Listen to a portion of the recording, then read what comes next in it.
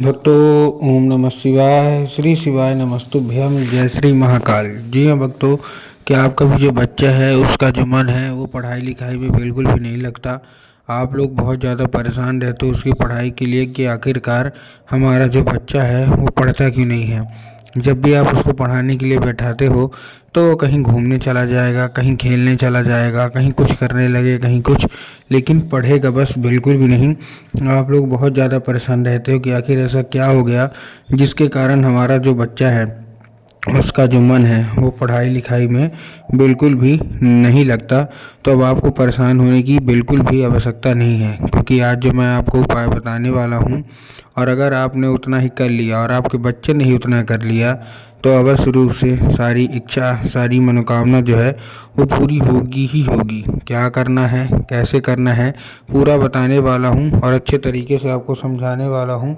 तो बस उपाय ध्यान से सुन के अच्छे से करिएगा ज़रूर। पूज्य गुरुदेव की ही कथा सुन के और बहुत अच्छे से समझ के आपके लिए लेके आया हूँ, तो बस उपाय आराम से सुनिएगा। लेकिन उसके पहले चैनल पे अगर पहली बार आए हैं और आवाज़ मेरी पहली बार सुन रहे हैं तो वीडियो कर दें लाइक और चैनल को भी कर लें सब्सक्राइब, ताकि पूजनीय पंडित प्रदीप जी मिश्रा के रोज़ नए नए उपाय जो कि मैं उनकी कथा से सुनता हूँ, श्रवण करता हूँ, सबसे पहले मैं आपको प्राप्त करा सकूँ। ठीक, तो देखिए, जो हमारा सबसे पहला उपाय है, इस उपाय में आपको करना क्या है। जो हमारा सबसे पहला उपाय है, इस उपाय में सबसे पहले आपको चाहिए क्या, केवल और केवल आपको चाहिए 3 काली तिल और साथ में आपको चाहिए 1 धतूरा। क्या चाहिए, 3 काली तिल चाहिए और 1 धतूरा चाहिए। अब देखिए, काली तिल और काली मिर्च में ना बहुत सारे लोग कंफ्यूज होते हैं कि काली तिल क्या है, काली मिर्च क्या है, हमको थोड़ा साफ साफ बताओ। तब गुरुदेव ने साफ साफ बताया है कि आपको क्या लेना है, केवल और केवल आपको लेना है काली तिल। ठीक, काली तिल लिया, साथ में आपको लेना है 1 धतूरा। ठीक, धतूरा ले लिया। धतूरा लेने के बाद आपको देखिए, सबसे बहुत ज़्यादा कंफ्यूज होते हैं काली मिर्च काली तिल में, इसलिए फिर से बता रहा हूँ, काली तिल ही लेना है। 3 काली तिल ले लीजिए और 1 धतूरा ले लीजिए और क्या करिए, अपने बच्चे के हाथ में देके उसको भेज दीजिए कहाँ, सीधा सीधा शिव मंदिर। अब जैसे ही आपका बच्चा शिव मंदिर पहुँचेगा, शिव मंदिर पहुँचने के बाद उसको बोलिएगा कि दक्षिण दिशा में खड़ा हो जाए और उत्तर की ओर अपना चेहरा कर ले। अब देखिए, दक्षिण और उत्तर में ना बहुत सारे लोग कंफ्यूज होते हैं कि दक्षिण क्या है, उत्तर क्या है, हमको थोड़ा साफ साफ बताओ। तब गुरुदेव ने साफ साफ बताया है कि आप जिस भी शिव मंदिर जा रहे हैं उस शिव मंदिर का जिधर साइड जलाधारी हो, आपको अपना चेहरा उधर साइड करके खड़े हो जाना है। ठीक, खड़े हो गए। अब खड़े होने के बाद आपको करना क्या है, एक नाम लेके, कौन सा, महादेव का बहुत ही सुंदर सा नाम है, श्रम्भेश्वर महादेव। तो आपको करना क्या है, आपको श्रम्भेश्वर महादेव का नाम लेके और उन्हीं का स्मरण करके आपको चुपचाप क्या कर देना है, अर्पित करवा देना है अपने बच्चे के हाथ से। पूज्य गुरुदेव कहते हैं कि अगर आपके बच्चे ने श्रम्भेश्वर महादेव का ये उपाय ध्यान से और अच्छे तरीके से कर लिया तो अवश्य रूप से इच्छा मनोकामना जो है वो पूरी होगी ही होगी। ये था हमारा कौन सा, ये था हमारा पहला उपाय। अब हम चलते हैं अपने दूसरे उपाय की ओर।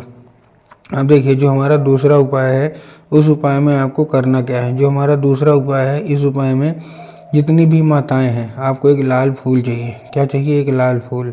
अब जब आप लाल फूल लेंगे तब आपको ध्यान रखना है कि जो फूल है वो कहीं से भी कटा फटा या खंडित नहीं होना चाहिए और कहीं से भी खराब बिल्कुल भी नहीं होना चाहिए। बहुत सारे लोग फूल लेने में यही गलती करते हैं कि फूल ले तो लेते हैं लेकिन खराब या खंडित फूल ले लेते हैं। ठीक, दूसरी चीज़ आपको इस उपाय में करना है क्या है, आपके घर में माता सरस्वती की फ़ोटो या मूर्ति होना अति अनिवार्य है। अगर आपके घर में माता सरस्वती की फ़ोटो या मूर्ति है तब तो अच्छी बात है, लेकिन अगर आपके घर में माता सरस्वती की फ़ोटो या मूर्ति नहीं है तो आपको बाज़ार जाना है, माता सरस्वती की फ़ोटो लाना है और अपने घर में उनको स्थान दे देना है। ठीक, दे दिया। स्थान देने के बाद आपको करना क्या है, शाम के वक्त में सबसे सिंपल सा आपको लेना क्या है, केवल और केवल आपको कुछ भी नहीं लेना, माता सरस्वती को अर्पित कर देना है अपने घर में। और शाम के वक्त जब भी आपके घर में पूजा पाठ होती है तो आपको लाल फूल क्या करना है, माता सरस्वती को अर्पित करना है और माता से उसको औषधि के रूप में मांगना है कि माता कृपया करके हमको इसको औषधि के रूप में प्रदान करिए। अब क्या होगा, अब ये औषधि का रूप ले लेगा। अब आपको करना क्या है, उसी रात जब आपका बच्चा अच्छे तरीके से खाना पीना खा के सो जाए तो आपको लाल फूल उठाना है और अपने बच्चे के माथे पे 2 से 3 बार आपको क्या कर देना है, फेर देना है बस। पूज्य गुरुदेव कहते हैं कि अगर आपने इतना ही कर लिया तो अवश्य रूप से सारी इच्छा, सारी मनोकामना जो है वो पूरी होगी ही होगी। ठीक, ये था कौन सा हमारा, ये था हमारा केवल और केवल दूसरा उपाय। अब हम चलते हैं अपने तीसरे और आखिरी उपाय की ओर। अब देखिए जो हमारा तीसरा और आखिरी उपाय है, इस उपाय में आपको करना क्या है। जो हमारा तीसरा और आखिरी उपाय है, इस उपाय में सबसे पहले आपको चाहिए क्या, इस उपाय में आपको एक पान का पत्ता चाहिए और पान के पत्ते के ऊपर आपको शहद का लेपन कर देना है। ठीक, तो पान का पत्ता ले लिए, पान के पत्ते के ऊपर शहद का लेपन कर दिए। शहद का लेपन करने के बाद आपको करना क्या है, अपने बच्चे के हाथ से उसको लीजिए और भेज दीजिए कहाँ, सीधा सीधा शिव मंदिर। अब आपके दिमाग में आया होगा कि जाएंगे बाबा भोलेनाथ के ऊपर अर्पित कर देंगे, जो कि पूर्णतः गलत है। आपको बाबा भोलेनाथ के ऊपर अर्पित नहीं करना, आपको माता शोक सुंदरी के ऊपर अर्पित कर देना है। माता शोक सुंदरी की जगह कहाँ होती है, जलाधारी के बिल्कुल बीचों बीच। पूज्य गुरुदेव कहते हैं कि अगर आपके बच्चे ने ऐसा किया, 1 से 1.5 महीने के अंदर उसके अंदर परिवर्तन आने लगेगा।